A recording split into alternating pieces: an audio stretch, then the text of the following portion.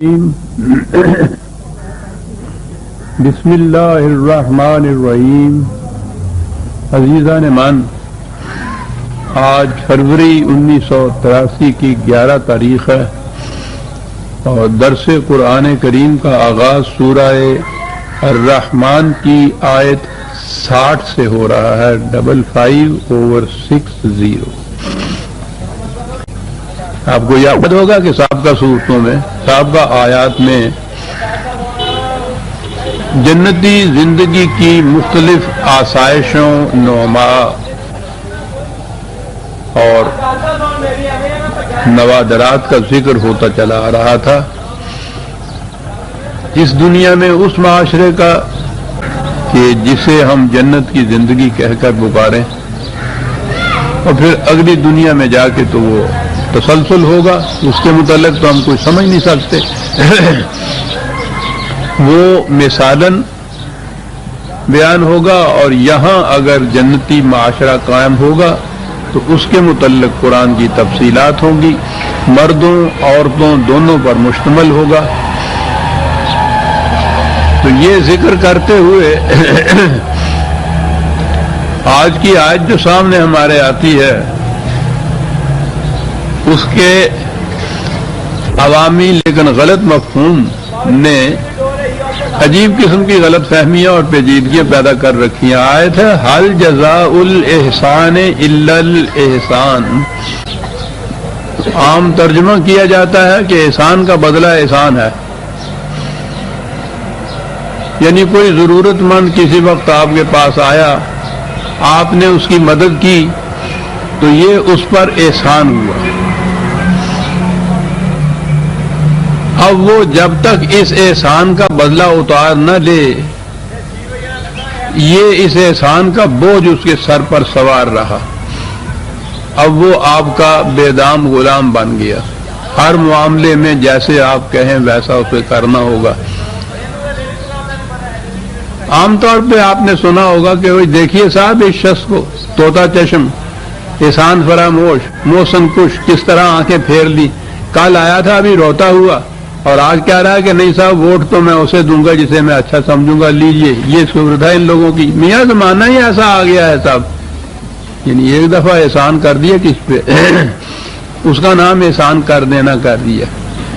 اب اس کے بعد اس کی جان جب ہی چھوٹے گی، وہ دعائیں مانگے گا کہ یا اللہ اس پہ بھی مصیبت پڑے، یہ بھی روتا ہوا آئے، اور میں اس طرح اس کی مدد کروں تاکہ وہ احسان کا بدلہ احسان اتار دوں، پھر ہم برابر سرابر ہو جائیں گے۔ اور جب تک ایسا نہیں ہوگا اس وقت تک تو وہ ہر معاملے میں یہ کہے گا کہ احسان فراموش اور محسن کش۔ اور اس کی تائید میں قرآن کی یہ آیت، اندازہ لگائیے آپ، قرآن یہ کہہ سکتا ہے۔ قرآن کی تو کیفیت یہ ہے کہ اگر جس زمانے میں ابھی اسلامی نظام قائم نہ ہو، جنتی زندگی تشکیل ہو رہی ہو، تو اس زمانے میں انفرادی طور پر ایک دوسرے کی مدد کرنے کے مواقع ہوتے ہیں، ضرورت پڑتی ہے، مدد کی جاتی ہے۔ یہ انہیں قرآن کریم صدقات کہتا ہے، انفرادی طور پر دوسروں کی مدد کرنے کے متعلق تاکید کرتا ہے وہ بار بار۔ الذین ینفقون 2/262 سے 64 تک یہ آیتیں ہیں۔ الذین ینفقون اموالہم فی سبیل اللہ ثم لا یتبعون ما انفقوا منا ولا اذى، کہ اگر وہ کسی کی مدد کرتے ہیں تو ان کے ذہن میں کسی قسم کا کوئی اجر یا معاوضہ اس کا لینا نہیں ہوتا،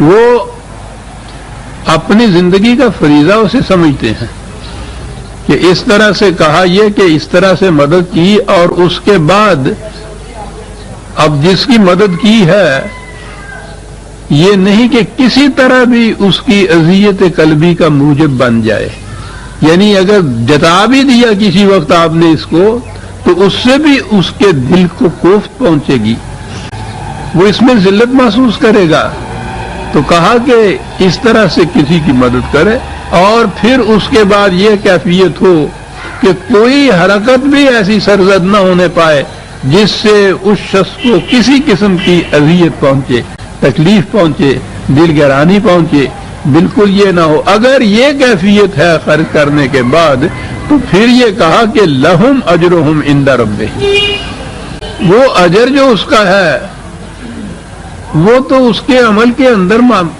مضمر تھا، یہ تو ملے گا تمہیں، جیسے وہ خدا اصطلاح قرآن کی یہ ہے نا کہ وہ تو خدا کے ہاں سے تمہیں ملے گا۔ اس کے ساتھ معاملہ کیا کہ تم نے اس کی مدد کی اور اس کے بعد اب عمر بھر کے لیے اس کے پیچھے پڑ گئے، تو کہنے لگے کہ اس طرح مدد کرنے والا اس طرح کہ اس کے بعد کبھی زندگی بھر ایسا کوئی اشارتاً کنایتاً بھی کوئی بات ایسی نہ کرے کہ جس سے اس کو کسی قسم کی اذیت پہنچے، دل گرانی اس کی محسوس ہو، ذلت اس کو محسوس ہو، قطعاً یہ نہ کرے۔ اگر ایسا کیا، یا ایھا الذین آمنوا لا تبطلوا صدقاتکم بالمن والعذا، مدد کی اور اس کے بعد کوئی ایسی حرکت کی کہ جس سے اس کو ذرا سی بھی قلبی تکلیف پہنچی، تمہارے صدقات باطل ہو گئے، جو کچھ تم نے کیا تھا وہ سب کا سب مٹ گیا، ضائع ہو گیا۔ ایسا نہ کبھی کرنا، یاد رکھو۔ یہ بیشتر مقامات پر قرآن کریم نے اس کی تاکید کی ہے کہ انفرادی طور پر مدد کرنی پڑے تو اس کے بعد پھر یہ نہ ہو کہ تم اس کا احسان جتاتے رہو، جسے ہمارے ہاں کہتے ہیں، اس کو اذیت کے باعث بنتے رہو، یہ اس کی بڑی اذیت کا باعث ہے۔ اس سے تو وہ ہر بار یہ کہے گا کہ اچھا ہوتا میں اس کے پاس مدد کے لیے نہ آتا، یہ مدد نہ ہی کرتا میری، تو اس سے بہتر یہ تھا بجائے اس کے کہ ایک دفعہ وہ میری مدد کی اور عمر بھر کے لیے وجہ تذلیل ہو گیا میرے لیے، اس کا مدد کرنا تھا۔ بلکہ آگے تو یہ کہا ہے اس نے، یہ کاہے کے لیے ایک تو کسی کام کا بدلہ اجرت ہوتی ہے، مزدور مزدوری کرنے کے لیے آپ کے ہاں آیا، آپ نے شام کو جو طے کیا تھا 5 روپے 10 روپے روزانہ وہ دے دیجئے، یہ خارج سے بدلہ ملتا ہے۔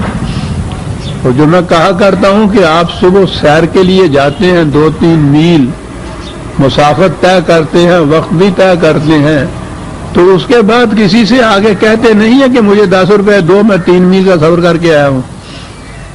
یہ جو آپ نے کام کیا ہے، یہ جو سیر کی ہے، یہ اتنا سفر کیا ہے، یہ خود اپنا بدلہ آپ بن گیا کہ آپ کی صحت ٹھیک ہو گئی۔ خارج سے کوئی چیز ایسی نہیں ملتی آپ کو، اس عمل کا بدلہ اس عمل کے اندر ہوتا ہے۔ اور قرآن کی تعلیم ایسی ہے، وہ یہ کہتا ہے کہ تمہاری قلبی کیفیت یہ ہونی چاہیے کہ یہ جتنا اس قسم کا حسن عمل ہے وہ خود اپنا بدلہ آپ ہونا چاہیے۔ اور انہی آیات میں وہ عظیم آیت ہے جسے ہم خودی کی پرورش، انسانی ذات کی تقویت، اس کی انٹیگریشن، ثبات اس کا، یہ ہے اس زندگی کے اندر جو مقصود بالذات چیز ہے۔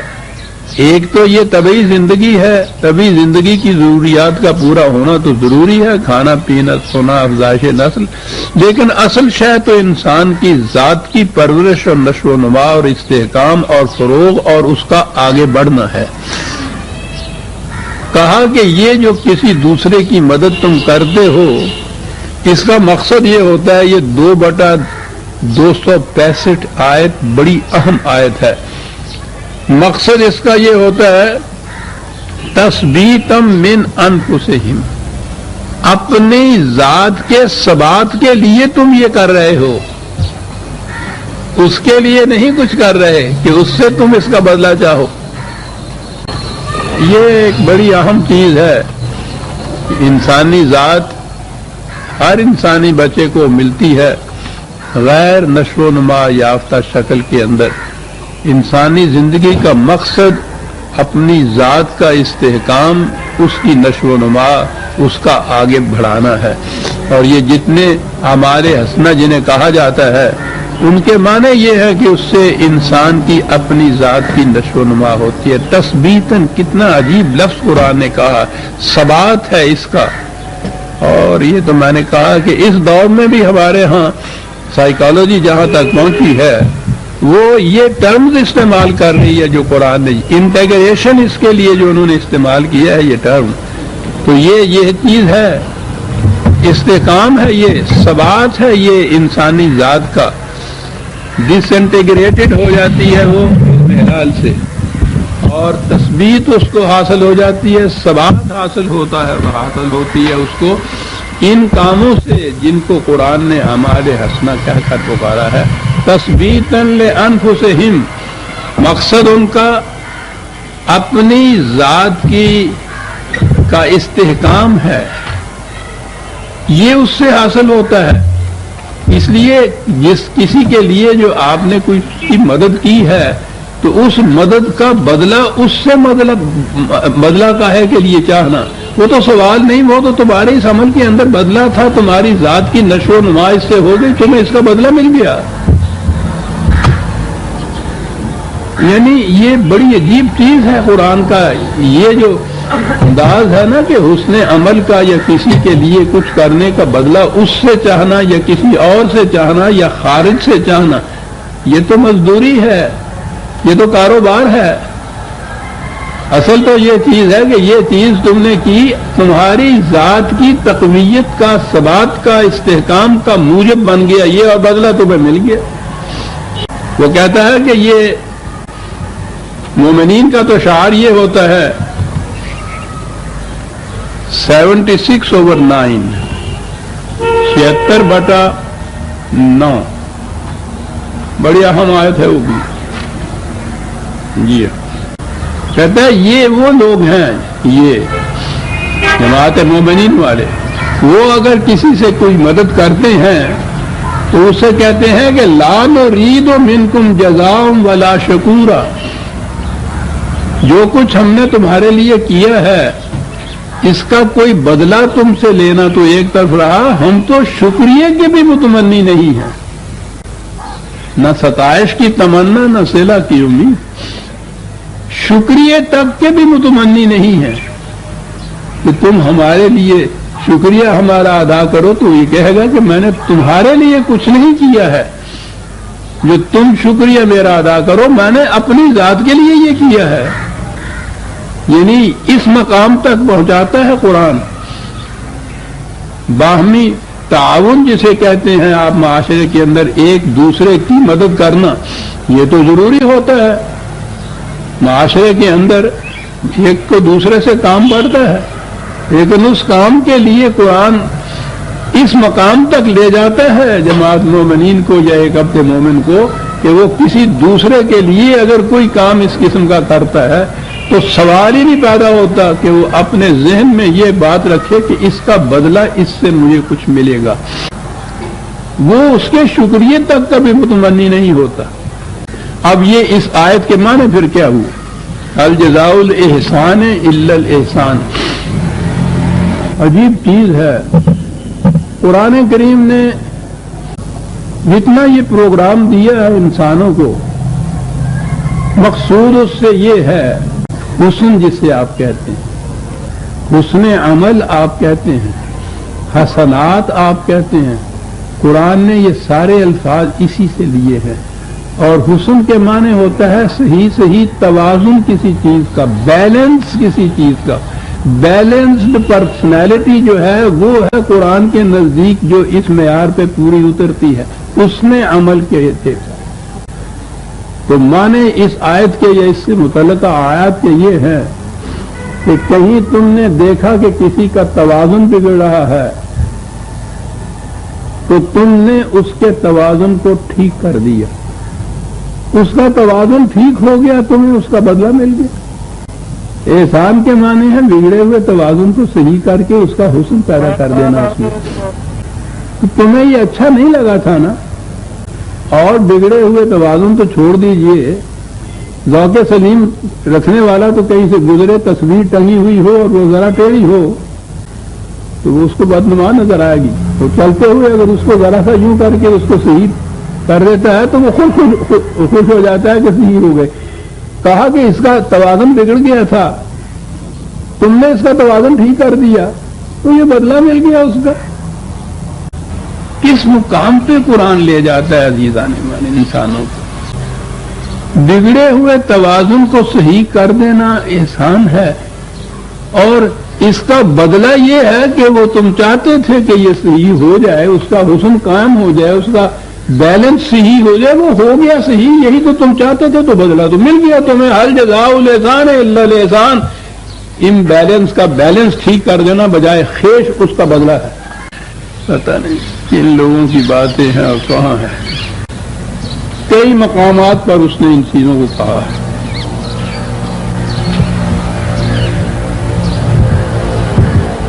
میں نے عرض کیا نا کہ قرآن نے جسے ہم نیکی کہتے ہیں، یہ تو لفظی عربی زبان کا نہیں فارسی کا ہے، نیکی کا لفظ قرآن نے اس کے لفظی حسنات یا حسن عمل استعمال کیا ہے، اور بنیاد ہی اس کی حسن سے ہے. یہ جو میں نے ابھی عرض کیا ہے کہ بگڑے ہوئے توازن کو صحیح تم نے کیا، توازن صحیح ہو گیا، اس کا حسن پیدا ہو گیا، تمہیں اس کا بدلہ مل گیا. کیسے الفاظ ہیں قرآن کے؟ 10/26 للذین احسنوا الحسنی. جس نے اس توازن کو صحیح کر دیا اس کا اپنا توازن صحیح ہو گیا. اور یہی تو تم چاہتے تھے. کہ حسنات کا مقصد کیا ہوتا ہے؟ جن کو ہم نیک کام کہتے ہیں، نیکیاں کہتے ہیں، وہ ہے ہی یہ چیز. سب سے پہلے اپنی ذات کا بگڑا ہوا توازن صحیح کرنا، بیلنسڈ پرسنالٹی. پھر جو دوسرے لوگ ہیں ان کے متعلق جہاں کہیں تم دیکھو، کوشش کرو کہ ان کا بگڑا ہوا توازن بھی صحیح ہو جائے. پھر پورے معاشرے کا بگڑا ہوا توازن صحیح ہو جائے. اور جماعت مومنین کا فریضہ تو عالمگیر ہے. اور آگے وسعت دیتے چلے جاؤ جہاں تک تم پہنچتے چلے جاؤ گے، حتیٰ کہ پورا قرۂ ارض توازن اگر صحیح ہو جائے انسانیت کا یا نو انسان کا، تو اس سے بڑی جنت تو کوئی اور ہو ہی نہیں سکتی. صاحب یہ جتنی خرابیاں، آپس کے فسادات، تزاحمات، تصادمات یہ ہوتے ہیں، ہر روز یہ بگڑے ہوئے توازن کے ہوتے ہیں. عزیزان من، کسی کرسی کا ایک پایا جو باقیوں سے ذرا 1 انچ کا 10واں حصہ بھی چھوٹا ہو، بیٹھ کے دیکھیے اس کے اوپر، وہ جاتا ہے آدمی. چلتا چلتا لڑکھڑا کے گر پڑتا. ہوتا کیا ہے؟ اس کا توازن کام نہیں رہتا. یہ آپ نہایت آسانی سے بغیر لاشعوری طور پر چلتے جاتے ہیں، بیٹھتے جاتے ہیں. کیا ہے؟ توازن صحیح ہے آپ کا.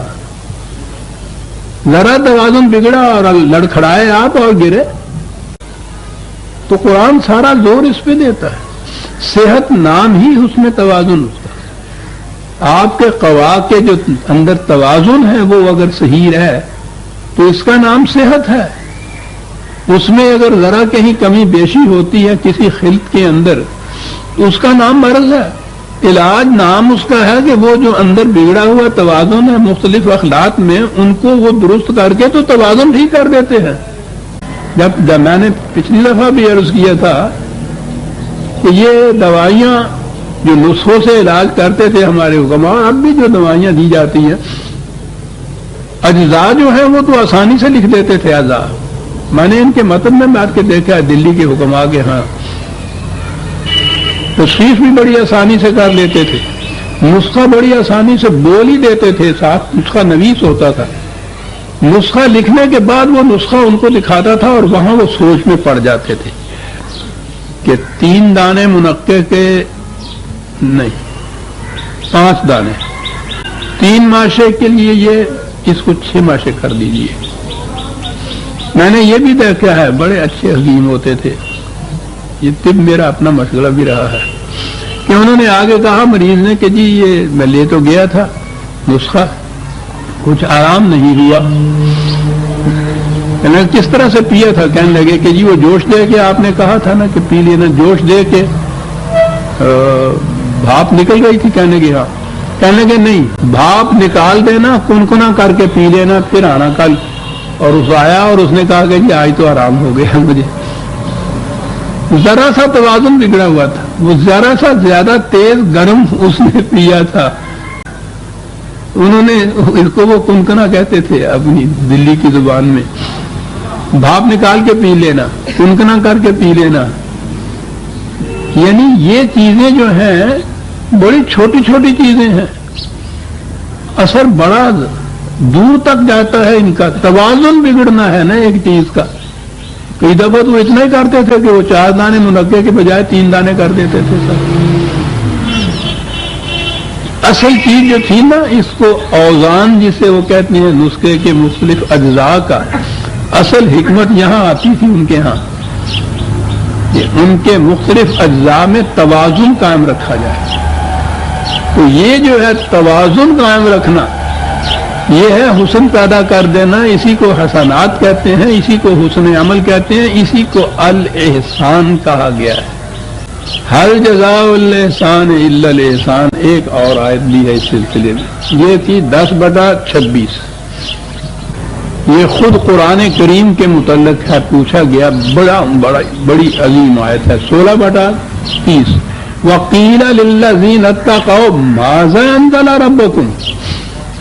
یہ لوگ ان سے پوچھتے ہیں جماعت مومنین سے کہ خدا نے تمہاری طرف کیا نازل کیا ہے. سوال تو بہت بڑا ہے، اس کی جواب میں تو بڑی لمبی چوڑی تفصیل ہونی چاہیے. کہا قالوا خیر. جو کچھ اس نے نازل کیا ہے شر کے مقابلے میں خیر آتا ہے نا، وہ خیر ہی خیر ہے. کہا پھر بھی بات بتاؤ. کہنے لگے یہ کہ للذین احسنوا فی ہذہ الدنیا حسنۃ ولدار الآخرۃ خیر. اس نے ہمیں ایک ایسا نسخہ دیا ہے کہ اگر ہم اس کو استعمال کریں گے تو اس دنیا میں بھی ہمارا توازن برقرار رہے گا اور اگلی زندگی کے اندر بھی خیر ہوگا. کہا یہ ہے جو خدا نے نازل کیا ہے. یہ جواب دیا جاتا ہے. جواب سننے والے بھی اس دور کے سمجھتے تھے کہ بات یہ کیا کہہ گیا ہے. جواب دینے والے بھی جانتے تھے کہ خدا نے کیا نازل کیا ہے. کہنے کے نازل کیا خیر ہی خیر نازل کیا ہے سب. تو کیا نتیجہ نکلے گا؟ فی ہذہ دنیا سے توازن قائم ہو جائے گا اس دنیا میں بھی اگلی زندگی کے اندر بھی. یہ ہے جو خدا نے نازل کیا ہے. وَلَنِعْمَ دَارُ الْمُتَّقِينَ. بس اس قسم کے گھر ہوتے ہیں متقین کے لیے، بڑے عمدہ گھر ہوتے ہیں یہ. ایک گھر کے اندر ہی اگر توازن آپ کا صحیح ہو جائے عزیزان من، گھر جنت بن جاتا ہے. ہل جزاء الاحسان الا الاحسان. اب بات سمجھ میں آ گئی کہ اس معاشرہ میں تعاون کی ضرورت پڑے گی، ایک دوسرے کی مدد کرنے کی ضرورت پڑے گی. تو اس ضرورت کے ماتحت یہ نہیں ہے کہ کسی کا کام اگر تم نے کیا ہے تو اس پہ احسان جتاتے شروع کرو ہماری زبان میں. بالکل نہیں. وہ ضرورت مند کیوں ہے؟ اس کا توازن بگڑ گیا ہے. جتنی اس کی ضرورت ہے اتنا اس کے پاس اتفاق سے نہیں آ رہا، کمی آ رہی ہے. اس کمی سے اس کا توازن بگڑ گیا تھا، وہ آیا ہے، تم نے اس کا توازن ٹھیک کر دیا، توازن درست ہو گیا. اور یہی مقصد تھا تمہارا کہ توازن درست ہو گیا. توازن درست ہو گیا. اس کا عمل کا نتیجہ خود اس کے اندر مضمر ہے. اس کا توازن صحیح ہو گیا، تمہارا مقصد درست ہو گیا. پھر اس سے کیا تم نے صلہ اور جزا، اس کی تمنا اور اس کی توقع اور اس کی فرمائش اور اس کا احسان جتاتے چلے جانا. کہا یہ معاشرہ ہوگا وہ جنتی معاشرے کی ذکر ہو رہا تھا. آگے چلیے. وَمِن دُونِهِمَا جَنَّتَانِ. پہلے بھی یہ آیا ہے، وہاں بھی یہ کہا تھا نا کہ 2 جنتیں ہیں. یہ 46ویں آیت میں تھی. وَلِمَنْ خَافَ مَقَامَ رَبِّهِ جَنَّتَانِ. میں نے عرض کیا تھا کہ قرآن ہمیشہ اس دنیا کی جنتی زندگی کا بھی ذکر کرتا ہے اور پھر آخرت کی جنتی زندگی کا. اس کے متعلق تفصیلات بیان کرتے ہوئے کہا من دونہما جنتان. ان کے علاوہ اور 2 جنتیں بھی ہیں، اس زندگی میں بھی اور آنے والی زندگی میں بھی. یہ دوسرے لوگ کون ہیں جو ان میں رہیں گے؟ ویسے مدہامتان دونوں ہی سرسبز و شاداب ہے، لیکن ذرا سا فرق ہے ان دونوں کے اندر، عجیب فرق ہے۔ یہ اسلامی نظام یا جنتی زندگی کی تشکیل کا پروگرام جب شروع ہوگا، اور تاریخ ہمیں بتاتی ہے نبی اکرم صلی اللہ علیہ وسلم نے جب شروع کیا تو ابتدائی دور میں جو لوگ اس کا ساتھ دیتے ہیں ان کے حصے میں مصیبتیں، مشقتیں، تکلیفات، صعوبات یہی آتی ہیں، مخالفت دنیا بھر کی، اور اس وقت ریٹرن کچھ نہیں ہوتا، ابھی ملتا کچھ نہیں ہے۔ وہ جو پہلی اپنی ذہنی جنت تھی وہ تو چھن چکی ہوتی ہے، حقیقی جنتی جس کے لیے محنت کر رہے ہیں وہ ابھی وجود میں آئی نہیں ہوتی۔ یہ جو پہلا دور ہوتا ہے یہ کوکنی کا دور ہوتا ہے، خارا شگافی کا دور ہوتا ہے، اس میں سے جوئے شیر تو آخر میں آ کے نکلتی ہے۔ یہ جو پہل کرنے والے ہوتے ہیں جن کے حصے میں مصائب و تکالیف ہی ہوتی ہیں، نظام ابھی قائم نہیں ہوا ہوتا، یہ السابقون الاولون کہلاتے ہیں۔ میں اپنی تحریروں میں اس کو عمارت کی بنیاد کی اینٹیں کہا کرتا ہوں۔ بنیاد کی اینٹیں کسی کو نظر ہی نہیں آتی، نہ ان کے دل میں کبھی یہ خواہش پیدا ہوتی ہے کہ ہم ذرا ابھر کے نمود کر کہیں کہ صاحب یہ ہمارے سر پہ ساری عمارت کا بوجھ جو ہے، کبھی نہیں ان کے دل میں، کبھی آ جائے تو عمارت گر جائے۔ انہوں نے عمارت کا بوجھ اٹھایا ہوا ہوتا ہے اور خود کسی نمود کی خواہش تک ان کے دل میں نہیں ہوتی۔ بڑا بلند مقام ہے السابقون الاولون کا۔ یہ جو کسی اس قسم کے نظام کی ابتدا کرنے والے لوگ ہوتے ہیں ان کے حصے میں مصیبتیں اور مشقتیں ہی آتے ہیں۔ یہ تو ابتدائی دور ہے کسان کا کہ جو اس میں وہ ہل چلاتا ہے، پانی دیتا ہے، دھوپ میں بھرتا ہے، ہو سکتا ہے کہ اس کی زندگی میں وہ فصل نہ پکے، فصل اس کے بعد والے جو ہے وہ لے کے چلے جائے۔ تو یہ جو ابتدا کرنے والے ہیں اس پروگرام کی، ان کا مقام بڑا بلند ہوتا ہے۔ قرآن کریم نے انہی لوگوں کو السابقون الاولون کہا ہے۔ اس کے بعد جو دوسرے لوگ بعد میں آنے والے ہوتے ہیں وہ اس پروگرام کو آگے بڑھاتے ہیں، مستحکم کرتے ہیں، لیکن وہ دور وہ ہوتا ہے کہ یہ اپنے پھل دینے شروع کر دیتا ہے، اس میں نظام قائم ہو جاتا ہے۔ جتنی چیزیں اس نظام کی، اس حسن عمل کی یا قرآن کی روح سے اس جنتی زندگی کی جتنی آسائشیں، نعما، جتنی چیزیں ہوتی ہیں وہ حاصل ہونی شروع ہو گئی ہوتی ہیں۔ اب انہوں نے یا تو بیرونی خطرات سے اس کو محفوظ رکھنا ہوتا ہے، استحکام اس کا کرنا ہوتا ہے، یا اس میں کچھ ترقی کرنی ہوتی ہے، تو اس میں وہ مشقتیں، جگر پاش مصائب اور تکالیف اور وہ نہیں آتی، لیکن محنت ان کو بھی کرنی پڑتی ہے۔ قرآن کریم ان دو گروہوں میں امتیاز کرتا ہے، اور کرنا بھی چاہیے امتیاز۔ بڑی چیز ہے ابتدا السابقون الاولون جو جن کو قرآن نے کہا ہے، پہلی آیت ہے 56/10 السابقون السابقون السابقون۔ السابق تو السابق ہوتے ہیں کیا انداز، ان کے متعلق مزید اور کیا کہنا ہے؟ کیا بات ہے صاحب خدا کی اس کتاب، یا سابقون کی بات پوچھتے، سابقون وہ سابقون ہوتے ہیں۔ اولئک المقربون سب سے پہلے ہوتے ہیں نا، اس لیے وہ منزل سے سب سے قریب تر ہوتے ہیں۔ مقرب بارگاہ خداوندی جنہیں ہم کہتے ہیں، اب تو ہمارے ذہن میں یہ کچھ اور ہی قسم کے لوگ آتے ہیں نا، مقربین جو ہوتے ہیں۔ قرآن کی روح سے تو یہ لوگ ہیں جنہوں نے اس نظام میں، اس نظام کے قیام کے لیے ابتدا کی ہے، پہل کی ہے، شروع کیا ہے اس پروگرام کو، مصیبتیں جھیلی ہیں، مشقتیں اٹھائی ہیں، لیکن یہ اس جماعت سے آگے ہوتے ہیں، پہلے ہوتے ہیں۔ اس لیے یہ کہا یہ کہ السابقون السابقون السابقون المقربون مقربون فی جنات النعیم تو سیدھی بات ہے جو سب سے آگے ہے وہ سب سے پہلے جنت میں چلا جائے گا. لیکن یہ پیچھے والے جو ہیں ان کو نگلیکٹ نہیں کیا گیا. یعنی یہ نہیں ہے کہ ان کو مردود دے دیا کہ نہیں صاحب یہ تو کچھ نہیں ہے، انہوں نے تو کمائی کچھ نہیں کی. دوسری جگہ ہے، کئی مقام ہیں قرآن کے، اس نگاہ سے آپ جب مطالعہ فرمائیں گے تو دیکھیں گے. 57/10 لا يستوي منكم من انفق من قبل الفتح وقاتل. نبی اکرم صلی اللہ علیہ وسلم کی زندگی میں جو پروگرام تھا اس میں پہلے مکے کی 13 سالہ زندگی، مشقتوں کی، سہولتوں کی زندگی، ایسی زندگی کہ جس میں 2 دفعہ ان کو اپنا وطن چھوڑنا پڑا. پہلی ہجرت جو تھی حبشہ کی طرف ہوئی، دوسری ہجرت مدینہ کی طرف ہوئی. اس کے بعد بھی انہوں نے پیچھا نہیں چھوڑا.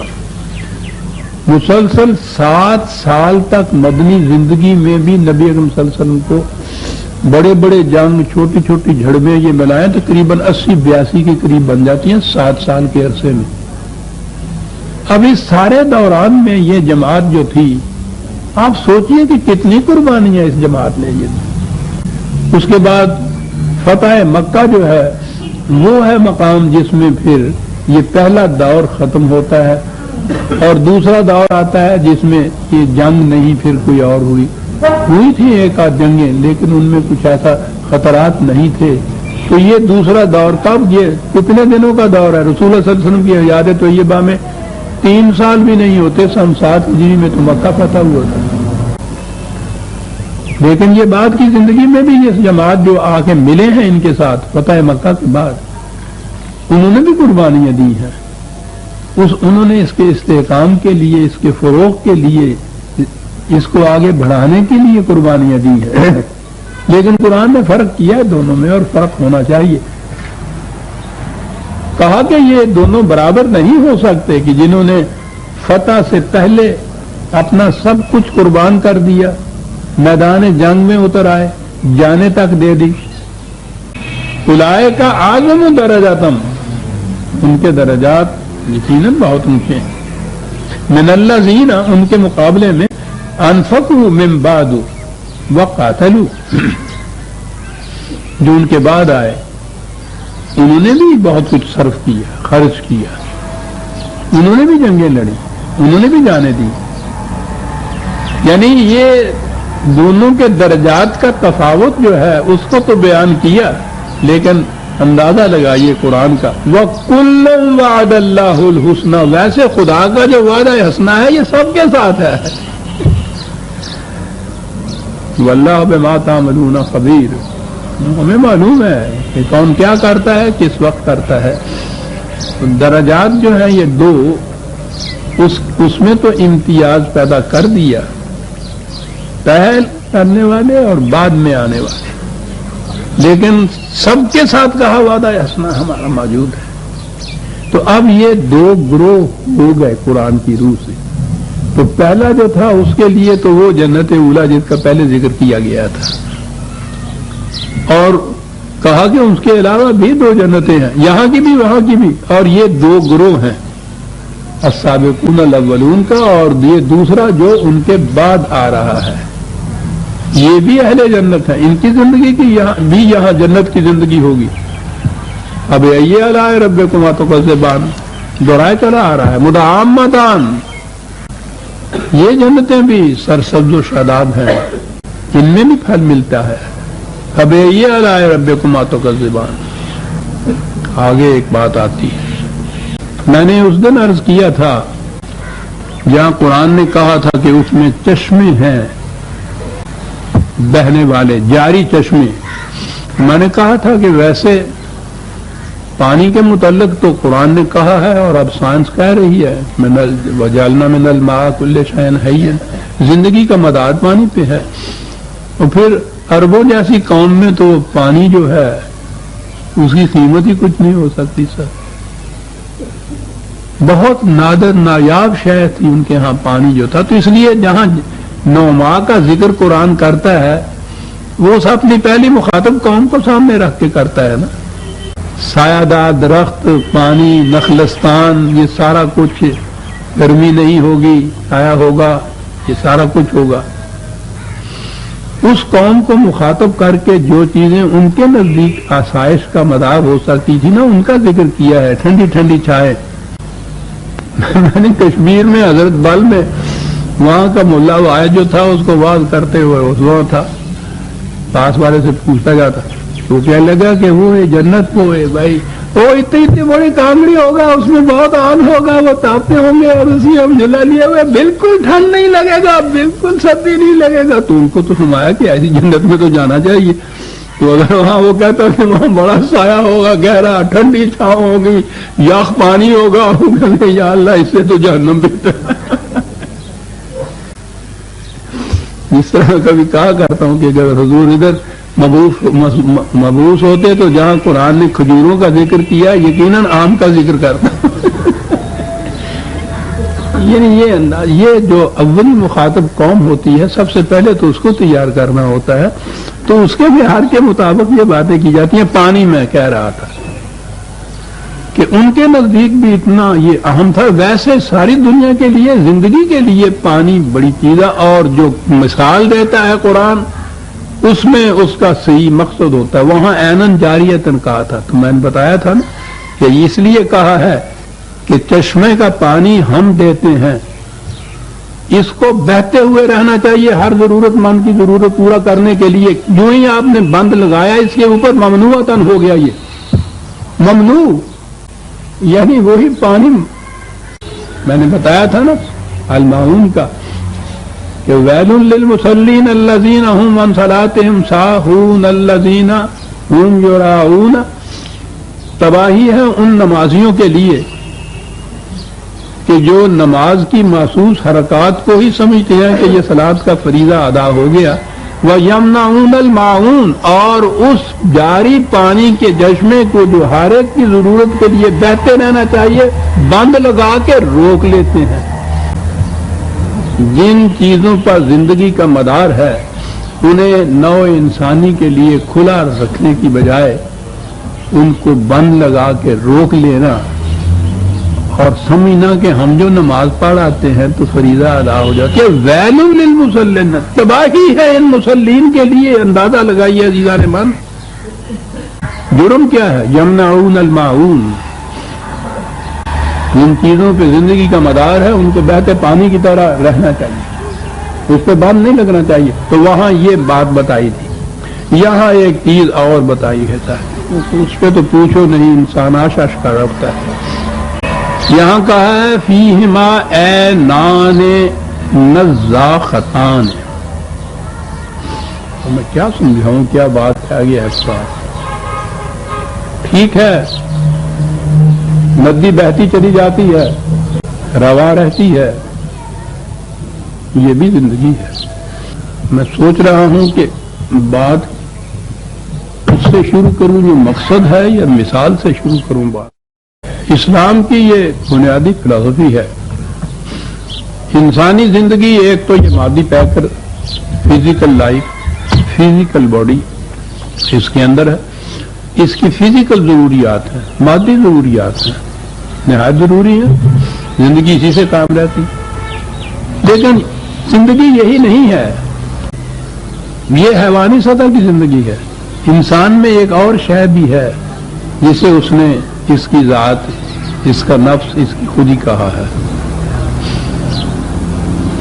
مقصود بھی ذات اس انسان کی اپنی ذات یا اس خودی کی نشو و نما ہے، اس کا پختہ کرنا ہے۔ قرآن کہتا یہ ہے کہ اس سے انسانی ذات اپنے ارتقائی منازل طے کرتی ہوئی، ارتقاء کے معنی ہوتا ہے اونچا بھی ساتھ ہوتے چلے جانا، ارتقائی منازل طے کرتی ہوئی آگے بڑھتی ہے، یعنی یہ آگے بھی بڑھتی ہے اور بلندیوں کی طرف بھی جاتی ہے۔ ذرا توجہ طلب بات ہو جائے گی۔ زندگی جوئے روان است و رواں خواہد ہوا، یعنی اس کو یہی ختم نہیں ہو جانا، سانس کے ساتھ انسان کی زندگی ختم نہیں ہوتی، اس کے جسم کی زندگی ختم ہوتی ہے۔ زندگی نے اور آگے بھی جانا ہے، یہ ایک ندی ہے جو روان است رواں خواہد میں، لیکن اس نے بلندیوں کی طرف بھی جانا ہے۔ اب ندی کی روانی میں بلندی نہیں ہوتی، روانی ہوتی ہے ساری۔ اور قرآن نے کہا ہے کہ یہ اس خدا کی دی ہوئی ذات ہے جو ذی المعارج ہے۔ ایک مثال کے اندر وہ یہ بات اتنی سمجھا گیا ہے۔ معارج سیڑھی کو کہتے، سیڑھیوں والا خدا۔ سیڑھی سیدھی بھی ہوتی ہے اور اوپر کی طرف بھی لے جاتی ہے، جسے درجات کہتے ہیں نا، درجہ بلند ہے۔ وہ سیڑھی کا جو ایک ایک ڈنڈا ہوتا ہے نا، پوڑیاں جنہوں کہتے ہیں، اسے درجہ کہتے ہیں۔ پھر بات اور یاد آ گئی، اس قوم کی زبان جو ہے وہی سیڑھی، جب اوپر کی طرف آپ چڑھتے ہیں تو وہ اس کے ڈنڈوں کو درجات کہتے ہیں، جب آپ اترتے ہیں تو ڈنڈے وہی ہوتے ہیں، لیکن آپ نیچے آ رہے ہوتے ہیں ان کو وہ درکات کہتے ہیں۔ زندگی نے سیدھے بھی جانا ہے، زندگی نے بلند بھی ہونا ہے، کیونکہ یہ اس خدا کی زندگی ہے جو ذی المعارج ہے، سیڑھیوں والا خدا۔ واہ واہ! تو بلندی کا تصور بھی ہونا چاہیے۔ اب ندی جو ہے اس میں تو بلندی کا تصور نہیں ہو سکتا، وہ تو سیدھی جا رہی ہے نا۔ فیہما عینان نضاختان، وہ چشمہ جو اپنے زور دروں سے فوارے کی طرح اوپر کو ابھرتا ہے۔ اب ارتقاء جو ہے انسانی ذات کا وہ اس کے اندر آ گیا۔ قرآن نے کہا یہ ہے حسن عمل کے متعلق 35/10 اگر آپ لیں گے، الیہ یصعد الکلم الطیب۔ کوئی بھی قرآن کی آیت کوئی لفظ لے لیجئے کہ کرشمہ دامن دل می کشد کے جا ہی جاس، وہ کہتا ہے یہی کھڑا ہو جا، آگے نہ جا۔ کہتا ہے کہ جو خدا نے یہ قوانین دیے ہیں کلمت طیب، ان کے اندر بھی اس کی خصوصیت موجود ہے، صلاحیت موجود ہے کہ یہ اوپر کو اٹھتے جائیں، یہ بھی ہے، لیکن ان کے از خود اوپر کو اٹھنے کی رفتار بڑی سست رفتار ہوگی۔ والعمل الصالح یرفعہ، ایمان عربی جاننے والے جائیں، یہ یسعدو اور یرفعو دو لفظ ہیں جس دونوں کے معنی اوپر جانا ہے۔ یسعدو ہے کہ جو اپنے زور دروں سے خود اپنے زور دروں سے اوپر جاتا ہے، یرفعو تمہارے یہ خود خدا کے قوانین کے اندر صلاحیت ہے کہ زمانہ آگے بڑھتا چلا جائے، یہ اپنے زور دروں سے اوپر ہوتے چلے جائیں گے، لیکن اگر ان کے ساتھ جماعت مومنین کا عمل صالح شامل ہو جائے تو بڑی تیزی سے یہ اوپر چلے جائیں گے۔ مقصود اس میں رفعت ہے، بلندیوں کی طرف جانے کا ہے، اوپر جانے کا ہے۔ تو اب دو باتیں ہو گئی کہ زندگی نے رواں بھی رہنا ہے، لیکن اگر وہ صرف رواں ہی رہتی ہے تو اس میں بلندی نہیں ساتھ آتی، اور اس کے ساتھ ہی اس نے بلند بھی ہونا ہے۔ عینان جاریان کہا تو اس کے معنی ہوا کہ اس کا پانی جو ہے وہ بہتا ہوا چلا جائے گا، بند نہیں لگیں گے۔ یہاں کہا عینان نضاختان، وہ چشمے جو اپنے زور دروں سے فوارے کی طرح اوپر کی طرف اٹھتے ہیں، بلندیوں کی طرف جاتے ہیں۔ کیا بات ہے! پھر اسی بار بار اقبال آ جاتا ہے، عجیب نگاہ تھی اس شخص کی ان چیزوں کے اوپر، اور پھر انداز بیان اس کا بھی جواب نہیں۔ یہ بڑے غور سے سننے کی چیز ہے، اس کی کتنی بڑی چیز کہہ گیا۔ یہ آب یوں کی روانی، یہ ہم کناری خاک، میری نگاہ میں ناخوب ہے یہ نظارہ۔ روانی تو ہو لیکن مادے کی ساحلوں کے اندر اگر وہ معصور ہے، محدود ہے، مقید ہے زندگی رواں تو ہوگی، لیکن عزیزان مان غور طلب چاہیے، کتنی قدرت تھی اس شخص کو بات کہنے کی۔ یہ آپ یوں کی روانی، لیکن یہ ہم کناری خاک، میری نگاہ میں ناخوب ہے یہ نظارہ، ادھر نہ دیکھ ادھر دیکھ، اے جوان عزیز بلند زور درو سے ہوا ہے فوارہ، ادھر نہ دیکھ۔ انسانی زندگی کی یہ جوئے رواں جو مادے کی ساحلوں کے اندر میں کہ یہ چلی جائے، کہا ٹھیک ہے پوری زندگی تو یہ ہوگی، چلی جائے گی یہ، لیکن یہ تو میٹیریل ورلڈ جو آپ تمہاری اس کے ساحلوں میں گھری ہوئی ہے، مقید ہے، اس میں وسعت نہیں پیدا ہو سکتی، اس میں بلندی نہیں پیدا ہو سکتی۔ پھر دیکھیے انشاء کو یہ آپ یوں کی روانی، یہ ہم کناری خاک، میری نگاہ میں ناخوب ہے یہ نظارہ، ادھر نہ دیکھ ادھر دیکھ، اے جوان عزیز بلند زور درو سے ہوا ہے فوارہ۔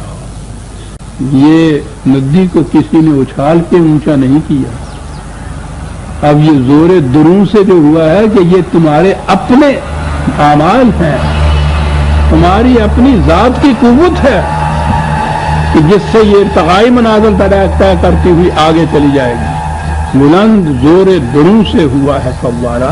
قرآن نے عینان نزاختان کہا ہے، وہ چشمے جو فواروں کی طرح اونچائی کی طرف چلے جاتے ہیں، آب رواں کی طرح آگے جانے والی بھی، فوارے کی طرح اوپر اٹھنے والی بھی، صراط مستقیم پہ بھی چلی جا رہی ہے، خدائے ذی المعارج کے پیچھے پیچھے بھی چلی جا رہی ہے، سیڑھیاں بھی چڑھتی چلی جا رہی ہے۔ ساتھ کیا مثالیں ہیں، کیا استعارے ہیں، کیا تشبیہات ہیں، ادھر قرآن کی ادھر سمجھانے والا یہ اقبال کی، پوچھو نہیں عزیزان من یہ کیا کہتی ہے تو فَبِأَيِّ آلَاءِ رَبِّكُمَا تُكَذِّبَانِ۔ واہ واہ کہو خدا کی کن نعما اور اس کی کن قدرتوں کی تم تکذیب کرو گے۔ زندگی ایسی بنا دی، فِيهِمَا فَاقِهَةٌ وَنَخْلٌ وَرُمَّانٌ۔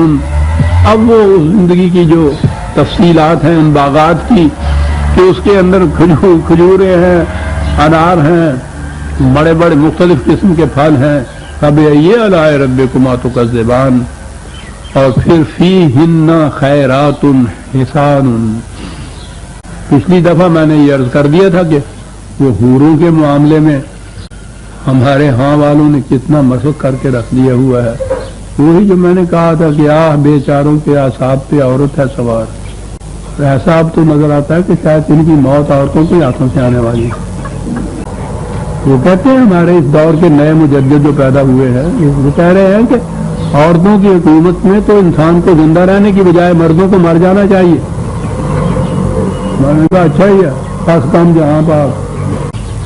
پھر آیا خیرات حسان، ان کے نزدیک تو یہ ہر چیز جو ہے وہی عورتوں کے حوروں کے متعلق ہے۔ میں نے عرض کیا تھا پچھلی دفعہ حوروں کا تصور، شاید ایک بات میں نے یہ نہیں کہی تھی، بتائی تھی کہ انہوں نے کہا تھا نا کہ بیویاں ان کی جو ہوں گی اہل جنت کی، وہ تو گھروں میں رہیں گی، محلوں میں، اور جب باہر پکنک منانے جائیں گے نا اور وہاں ٹینٹس لگائے ہوئے ہوں گے، ان خیموں کے اندر حوریں ہوں گی۔ یعنی بیویاں تو الگ ہوئی، یہ تو منقوہ بیویاں ہوئی نا، اور جڑیاں باہر آؤٹنگ واسطے لے جانے نے حدودی صاحب تھے نا، تفہیم القرآن ہے جی، یہ انگریزی میں بھی ترجمے ہو رہے ہیں، دنیا دیکھے گی کہ اسلام کیا ہے۔ تو ان سے پوچھا گیا کہ صاحب یہ ہوئے ہوں گی کون؟ بیویاں تو یہ ہو گئی۔ معاذ اللہ معاذ اللہ، خدا کرے کہ کسی غیر مسلم کی نظر میں نہ پڑے۔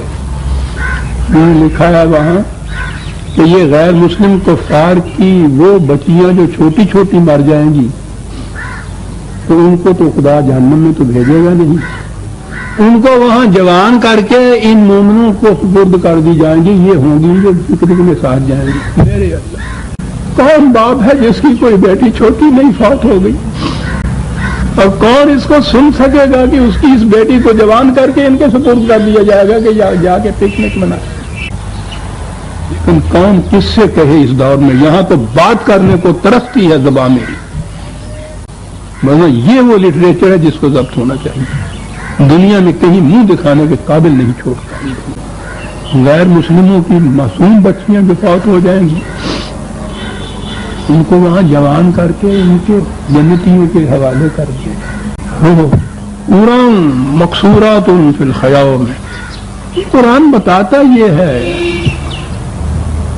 عورت کی سب سے بڑی خصوصیت عفت اور عصمت کی حفاظت، یعنی حضرت مریم علیہ السلام کو قرآن کریم نے کہا وہ منتخب تھی، ان کا ذکر اس طرح سے کیا ہے کہ ہم بھی جب نام دیتے ہیں تو علیہ السلام وغیرہ جو ہے نا یہ صرف انبیاء کرام کے لیے ہے۔ ایک خصوصیت ہے حضرت مریم علیہ السلام کی، ان کے نام کے ساتھ ہم علیہ السلام بھی کہتے ہیں، بڑی خصوصیت ہے۔ قرآن نے خصوصیت کیا بتائی کہ اس قسم کے غلط ماحول کے اندر اس نے اتنی مخالفتوں کے باوجود اپنی عصمت کو مستقل رکھا، یہ اس قابل ہے کہ اس کو تم درود و سلام بھیجو اس عورت کے اوپر، اتنی قدر و قیمت ہے اس کی۔ اس نے اس کا ذکر کیا ہے کہ یہ ہوں گی، اور جو میں نے عرض کیا تھا کتنا بڑا اطمینان ہوگا اس جنتی معاشرے میں اس جوان لڑکے کو جو نکاح کرنے والا ہے ایک لڑکی سے، کہ اس کے متعلق اس کو یہ یقین ہو کہ لم یطمثہن انس قبلہم ولا جان، اسے اپنوں اور بیگانوں میں سے کسی نے ٹچ تک نہیں کیا۔ فبأي آلاء ربكما تكذبان، اور پھر وہ آسائشیں متکئین علی رفرف خضر وعبقری حسان، فرش، قالین نہایت عمدہ، تکیے سبز رنگ کے ریشم۔ فبأي آلاء ربكما تكذبان، کن باتوں کی تم یہ چیز کرتے چلے جاؤ گے۔ تبارک اسم ربک ذی الجلال والاکرام، 2-4 منٹ مانگنا چاہتا ہوں میں کیونکہ آخری آیت آ گئی، لیکن آخری بھی ایسے نہیں یوں ہی میں گزر جاؤں۔ تبارک اسم ربک، خدا کی کس ذات کا ذکر کر رہا ہے؟ برکت۔ ہم تو یوں ہی کہتے ہیں نا کہ اللہ برکت دے وے کہ برکت پائے، روٹی کھان لگے بسم اللہ پڑھ لیا کرو تو برکت پہنی ہے۔ کبھی یہ بات جو تھی تو واقعی یہ تھی، لیکن کیا معنی ہے، کیا چیز ہے؟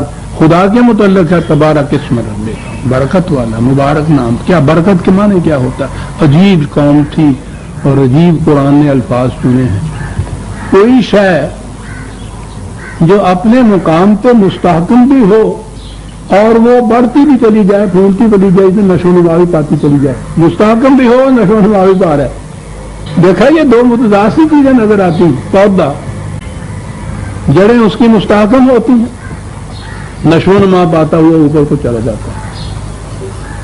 یہ کیفیت جب ہو نا نشو و نما کی کہ اپنے مقام کے اوپر وہ مستحکم بھی ہو اور ساتھ اس کے نشو و نما پاتا ہوا بڑھتا بھی چلا جائے، اس کو برکت کہتے ہیں۔ خدا کی یہ صفت تبارک جو کہی کہ تمہیں یہ صفت ہے خدا کی جس کو اپنے اندر منعکس کرنا چاہیے کہ اپنے مقام کے اوپر مستحکم بھی رہو اور بڑھتے بھی چلے جاؤ، پھولتے پھلتے بھی چلے جاؤ، نشو و نما پاتے بھی چلے جاؤ، اپنے مقام کے اوپر مستحکم رہو۔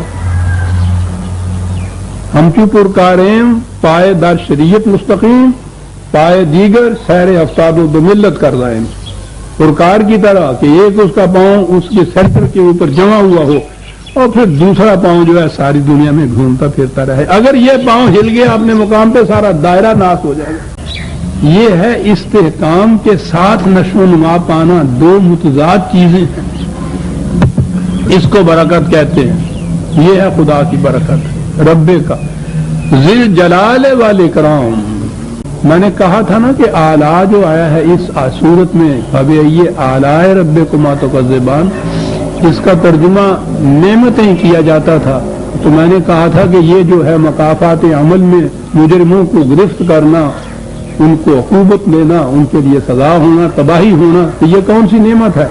اعلیٰ کے معنی نعمت اور قدرت دونوں ہوتی ہیں، جلال اور جمال دونوں اس کے اندر آتے ہیں۔ سورت کا اختتام ہو رہا ہے اعلیٰ ربکما تکذبان کا دونوں سے، ذل جلال والاکرام، صاحب جلال بھی ہے صاحب کرام بھی ہے، قوتیں ہیں اور قدرتیں بھی حاصل ہیں اور نعمتیں اور آسائشیں بھی حاصل ہیں۔ جلال کے متعلق بھی بڑا وسیع المانی ہے ان کے ہاں، لیکن اس کے اندر تو آپ کو معلوم ہے کہ جلال پایا جاتا ہے، جلوت ہوتی ہے، اور اکرام کا لفظ تو عربی زبان کے اندر پوچھو نہیں، یعنی وہ انسان کے لیے اس سے بہتر کوئی اور صفت کا لفظ ہی نہیں تھا۔ سینکڑوں معنی ہیں اس لفظ کے، لیکن جس کے متعلق انہوں نے کہہ دیا کہ کریم، بس سمجھ لیا کہ انتہا کر دی انہوں نے صفت کی، کہ خدائے ذوالجلال والاکرام جو ہے اس پہ اس صورت کا اختتام ہوا ہے، کیونکہ شروع سے آخر تک کہتا چلا گیا تھا فَبِأَيِّ آلَاءِ رَبِّكُمَا تُكَذِّبَانِ، خدا کی کون سی نعمتوں اور قدرتوں سے تم انکار تکذیب کرو گے؟ وہ خدا جو صاحب ذوالجلال والاکرام بھی ہے، اور عبد مومن یا جماعت مومنین کو بھی صاحب ذوالجلال والاکرام ہونا ہوگا، جلال بھی ہوگا، اکرام بھی ہوگا، قوت بھی ہوگی، نوازشیں بھی ہوں گی۔ اس طرح سے ربنا تقبل منا انک انت السمیع العلیم۔ شکریہ۔